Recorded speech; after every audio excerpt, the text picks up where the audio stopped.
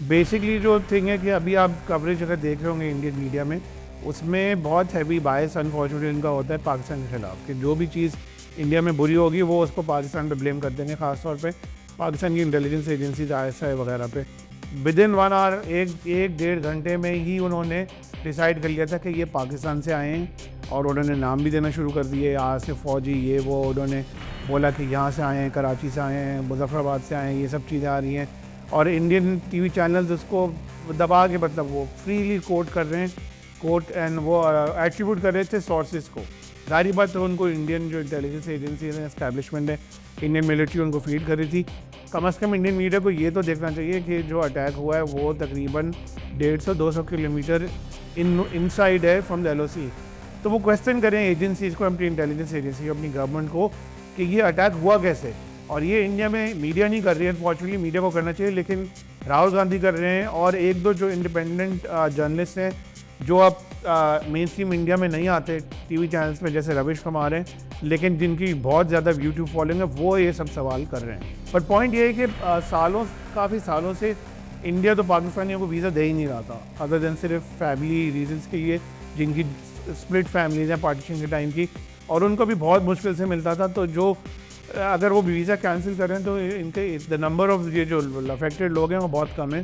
Land border जहाँ तक है वो यूज़ होता है, लेकिन वो उमूमन थर्ड पार्टी फॉरेनर्स पाकिस्तान जो आते हैं वो इंडिया जाते हैं, जो फॉरेनर्स इंडिया से पाकिस्तान आना चाहते हैं वो यूज़ करते हैं नॉर्मली। मोर इम्पॉर्टेंट पॉइंट है कि इंडिया ने कहा कि वो इंडस वाटर ट्रीटी की अपनी जो पार्टिसिपेशन है पाकिस्तान के साथ, अग्रीमेंट है, वो 1960 से है, 65 ईयर्स अगो, वो सस्पेंड कर रहा है। वो ज़रा इंपॉर्टेंट चीज़ है, बिकॉज पाकिस्तान डिपेंड करता है वेस्टर्न रिवर्स जो हैं, इंडस, झेलम और चनाब, और ईस्टर्न रिवर्स जो हैं वो इंडिया को जाते हैं। अब देखते हैं कि पाकिस्तान का क्या रिस्पॉन्स होगा। वो हो सकता है कि पाकिस्तान ओवर फ्लाइट्स बैन कर दे, जैसे पहले भी कर चुका है। उसमें भी इंडियन एयरलाइंस को काफ़ी इम्पैक्ट होगा, बिकॉज पाकिस्तान बिल्कुल बीच में आता है, जो इंडियन फ़्लाइट्स जाती हैं यूरोप और इवन जो मिडल ईस्ट भी जाती हैं। पाकिस्तान की सिक्योरिटी कमेटी की मीटिंग आज हो रही है, ऑलरेडी सेट के पाकिस्तान हो सकता है मेजर्स ले, उसको डिप्लोमेट्स की डाउनग्रेडिंग में वगैरह तीसरी बार किया था। उसके बाद तो वो अभिनंदन, उनके जो विंग कमांडर हैं, he was arrested and then had tea in Pakistan. तो it's much easier to say these things के वो करेंगे, बट ऑब्वियसली पाकिस्तान को बहुत कैलकुलेटेड और मेजर्ड रिस्पॉन्स करना चाहिए।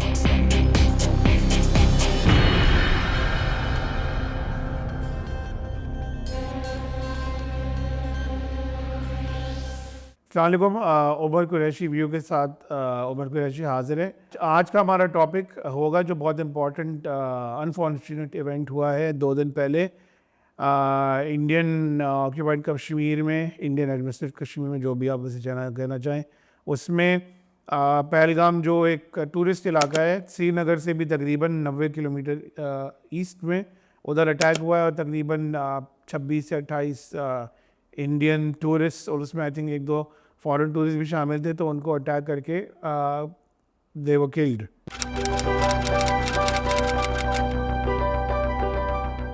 मकबूजा कश्मीर में जो अटैक हुआ था अभी 2 दिन पहले, तो बेसिकली जैसे मैंने कहा कि वो उधर एक टूरिस्ट एरिया है, श्रीनगर से तकरीबन 80-90 किलोमीटर ईस्ट में, यानी लाइन ऑफ कंट्रोल से further inward, line of control से तकरीबन 150-200 किलोमीटर इनसाइड इंडिया। वहाँ पे वैसे तो बहुत जगह हैं जो बहुत हसीन हैं कश्मीर में, तो ये भी एक जगह है जो टूरिस्ट इलाका है। अभी मतलब टूरिस्ट थोड़े आने लगे हैं apparently, according to Indian government figures. तो वहाँ पे ये हुआ, जहाँ तक हमें जो खबरें आई हैं वो ऑलरेडी सब छप चुकी हैं। तो वो डेथ टोल आई थिंक 26 था या 28 था, अनफॉर्चुनेट हुआ जो भी हुआ।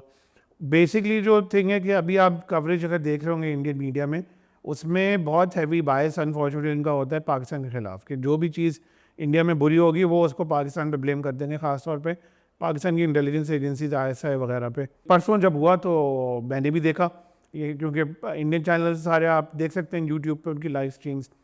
विद इन 1 आवर, एक डेढ़ घंटे में ही उन्होंने डिसाइड कर लिया था कि ये पाकिस्तान से आए हैं, और उन्होंने नाम भी देना शुरू कर दिए, यहाँ से फ़ौजी ये वो, उन्होंने बोला कि यहाँ से आए हैं, कराची से आए हैं, मुजफ्फराबाद से आए हैं, ये सब चीज़ें आ रही हैं। और इंडियन टीवी चैनल्स उसको दबा के, मतलब वो फ्रीली कोट कर रहे हैं, कोट एंड वो एट्रीब्यूट कर रहे थे सोर्सेज को। जाहिर बात तो उनको इंडियन जो इंटेलिजेंस एजेंसीज हैं, एस्टैब्लिशमेंट है, इंडियन मिलिट्री उनको फीड कर रही थी। पॉइंट मेरा कहने का ये, तो अभी तक इन्वेस्टिगेशन ही नहीं हुई थी, अभी तक तो मतलब क्राइम सीन भी जो जहाँ पे हुआ है वो तो वो भी अभी तक उन्होंने सिक्योर नहीं किया था। और तो how can you then start blaming another country like this without any evidence. ये इंडिया ने पहले भी किया था काफ़ी बार और ये अभी भी कर रही है। और फिर हमने देखा कि कल फिर इंडियन इंडियन गवर्नमेंट का जो सिक्योरिटी कैबिनेट है, prime minister of India, defence minister, home minister, उनके नेशनल सिक्योरिटी एडवाइज़र, उनका और उनकी एजेंसीज के जो हेड्स हैं उनकी हुई, उसमें उन्होंने इंडस वाटर ट्रीटी सस्पेंड कर दी, उन्होंने वीज़ास को कैंसिल कर दिया और जो भी बोले कि जो भी पाकिस्तान इंडिया में वो वापस चले जाएँ May 1 से, और उन्होंने जो लैंड बॉर्डर है वो भी बंद कर दिया। वो एक्सपेक्टेड थी ये सब चीज़ें, बट माई पॉइंट इज़ के ये जिस तरह ये ब्लेम करते हैं पाकिस्तान को और इंडियन मीडिया क्वेश्चन भी नहीं करता, कम से कम इंडियन मीडिया को ये तो देखना चाहिए कि जो अटैक हुआ है वो तकरीबन 150-200 किलोमीटर इनसाइड है फ्रॉम द LOC। तो वो क्वेश्चन करें एजेंसीज को, अपनी इंटेलिजेंस एजेंसी, अपनी गवर्नमेंट को, कि ये अटैक हुआ कैसे। और ये इंडिया में मीडिया नहीं कर रही है, अनफॉर्चुनेटली मीडिया को करना चाहिए, लेकिन राहुल गांधी कर रहे हैं और एक दो जो इंडिपेंडेंट जर्नलिस्ट हैं जो अब मेन स्ट्रीम इंडिया में नहीं आते टीवी चैनल्स में, जैसे रविश कुमार हैं, लेकिन जिनकी बहुत ज़्यादा यूट्यूब फॉलोइंग है, वो ये सब सवाल कर रहे हैं।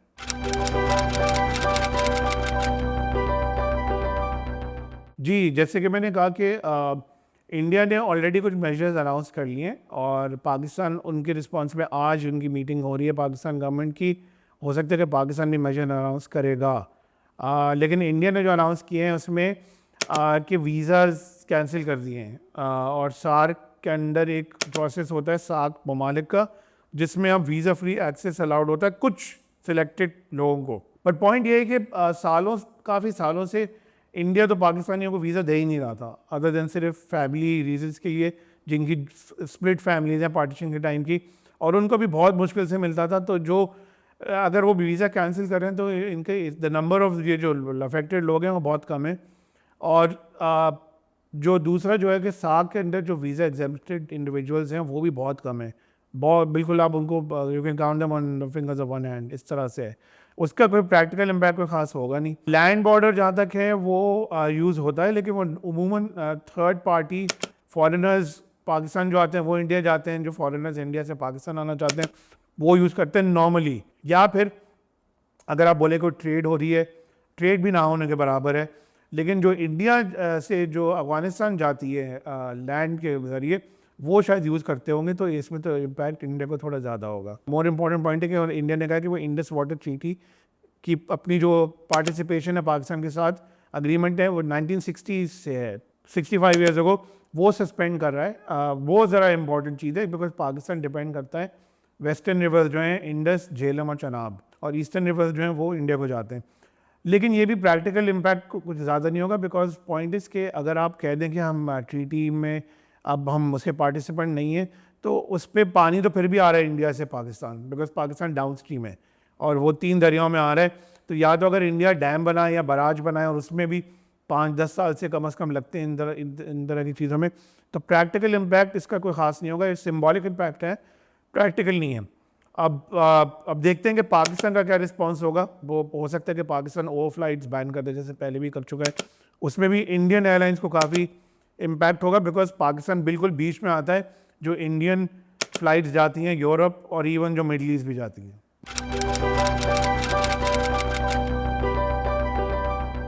पाकिस्तान को कंसिस्टेंटली डिमांड करना चाहिए इंडिया से कि कहाँ है प्रूफ कि हमने कोई पार्टिसिपेट किया इस अटैक में ऑफिशियल लेवल पे, या इवन कोई पाकिस्तान से नेशनल गए हों। एक बात ये जो पाकिस्तान कर रहा है, लेकिन जाहिर बात है पाकिस्तान को रिस्पॉन्ड करना पड़ेगा जो इंडिया ने मेजर्स ऑलरेडी अनाउंस किए हैं। और जहाँ तक मेरा ख्याल है इंडस वाटर ट्रीटी तो इस तरह की होती है, रेटिफाई करने के बाद अगर कोई पार्टी वहाँ से निकले तो उसके लिए बहुत डिफ़िकल्ट होता है to get out of it. But वैसे मैंने कहा कि अगर इंडिया सस्पेंड भी कर रहा है तो उसका practical impact on the ground काफ़ी कम होगा। पाकिस्तान की सिक्योरिटी कमेटी की मीटिंग आज हो रही है and as I already said कि पाकिस्तान हो सकता है मेजर्स ले उसको डिप्लोमेट्स की डाउनग्रेडिंग में वगैरह। एक न्यूयॉर्क टाइम्स की स्टोरी आ जाएगी जिसमें कुछ घंटे पहले कि पाकिस्तान ब्रेस कर रहा है for an attack from India, because India ने कल ये भी बात कही थी कि we reserve the right to respond in a manner and a time of our choosing, meaning कि वो क्रॉस बॉर्डर कुछ हमला करेंगे, जैसे उन्होंने पहले भी किया था। एक बार उन्होंने किया था तो उसका तो कोई प्रूफ भी नहीं था। एक बार उन्होंने बालाकोट में किया था तो उधर शायद कबों बेचारों की डेथ हो गई थी। तीसरी बार किया था उसके बाद तो वो अभिनंदन उनके जो विंग कमांडर हैं, he was arrested and then had tea in Pakistan. तो it much easier to say these things के वो करेंगे, बट ऑब्वियसली पाकिस्तान को बहुत कैलकुलेटेड और मेजर्ड रिस्पांस करना चाहिए, क्योंकि जाहिर बात है जिन्होंने अटैक किया है, जो अटैक प्लान कर रहे हैं, वो चाहते हैं कि दोनों ममालिक में वॉर हो या पीस बिल्कुल नहीं हो, और ख़ास तौर पे कि इंडिया में के अंदर मुसलमानों के लिए प्रॉब्लम्स क्रिएट हों, जो ऑब्वियसली अब और भी ज़्यादा होंगे।